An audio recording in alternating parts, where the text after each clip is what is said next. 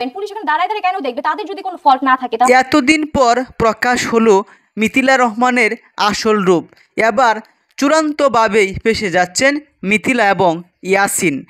আমরা একটি ভিডিও দেখিয়েছিলাম, এই পেজে আমরা সব তথ্য আপলোড দিচ্ছি যে মিথিলা রহমান এবং ইয়াসিন এবং অন্তরা এবং রাকিব টিমের সঙ্গে যখন তাদের অপ্রীতিকর ঘটনা ঘটে তখন কিন্তু সেখানে পুলিশ দাঁড়িয়ে দেখছিলেন।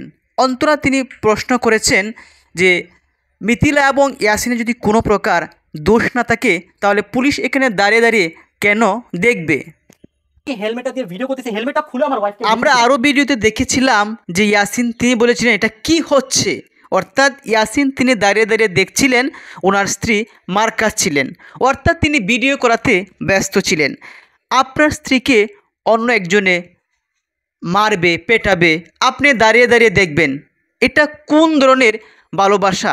এর পিছনে কারণ কি? তাহলে কি ইয়াসিনের এটা সাজানো নাটক ছিল, পূর্ব পরিকল্পনা ছিল?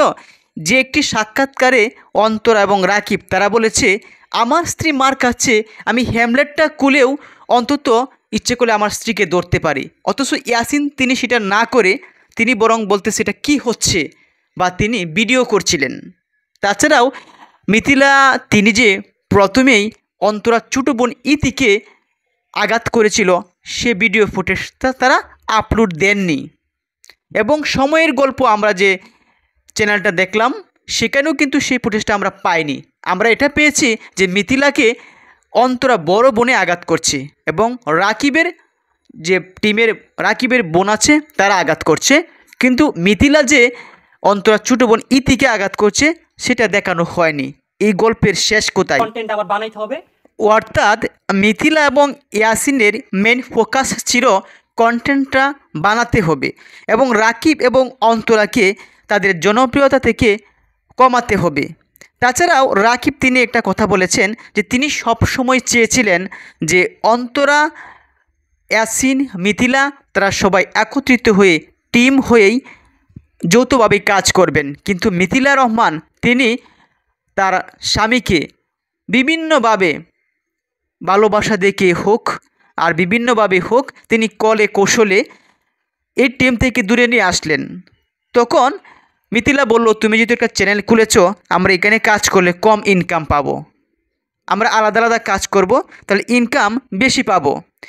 তখন থেকে কিন্তু ইয়াসিন এবং মিথিলা রহমান তারা আলাদা হয়ে গেলেন। আর ভাইরাল হওয়ার জন্যই তারা এই রাকিব এবং অন্তরাকে নিয়ে এমন কিছু ভিডিও এর পূর্বেও ছড়িয়েছে, যেমনটা অন্তরা দ্বিতীয় বিয়ে হয়েছে। আমি রুম ডেটে কি তোমার বউয়ের সাথে গেছিলাম?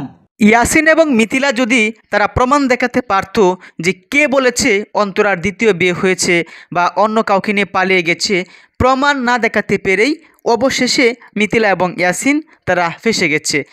আর তোমার বউয়ের দ্বিতীয় বিয়ে যে হয়েছে, হ্যাঁ, আর মিথিলা এবং ইয়াসিনের দোষ ছিল বলেই সেখানে পুলিশও দাঁড়িয়ে দাঁড়িয়ে দেখছিলেন। আমি বিষয়টা হয়তো ক্লিয়ার করতে পেরেছি, তারপরে যদি কোনো আপডেট থাকে অবশ্যই আপনাদেরকে জানাবো। রিকোয়েস্ট থাকবে মিথিলা রহমান এবং ইয়াসিনের তোমরা প্রুফ দেখাও যে অন্তরার দ্বিতীয় বিয়ে হয়েছে, কার সাথে বিয়ে হয়েছে, কত তারিখে বিয়ে হয়েছে, তাহলেই তোমরা আর দোষী হবে না। ধন্যবাদ।